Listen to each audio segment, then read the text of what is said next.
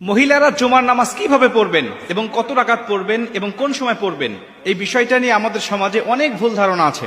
অনেকেই বলে যে মহিলারা জুমার নামাজের মতো 2 রাকাত আদায় করবে। অনেকেই বলে না, জোহরের নামাজের মতো 4 রাকাত আদায় করবে। আবার কেউ কেউ বলেন যে মহিলারা জুমার নামাজ পড়বে, কিন্তু জুমার নামাজ যখন মসজিদে হবে, এই মসজিদের নামাজ শেষ না হওয়া পর্যন্ত তারা বাড়িতে নামাজ পড়তে পারবে না। মুসল্লিরা যখন নামাজ শেষ করে বাসায় আসবে, তখন মহিলারা বাসায় নামাজ আদায় করবে। আবার অনেকেই বলে না, মসজিদে নামাজ শুরু হওয়ার আগে বাসাতেই মহিলারা আগে নামাজ পড়ে নিতে হবে। এই বিভিন্ন ভুল ধারণা আমাদের সমাজে প্রচলিত আছে এখনো গ্রামগঞ্জের মধ্যে। আমি এই বিষয়টা হাদিস থেকে আপনাদের ক্লিয়ার করতে চাই।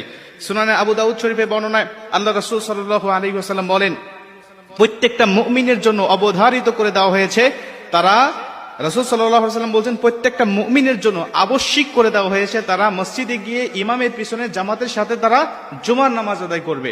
কেবলমাত্র শুধুমাত্র 4 প্রকার ব্যক্তি ছাড়া। এই 4 প্রকার ব্যক্তি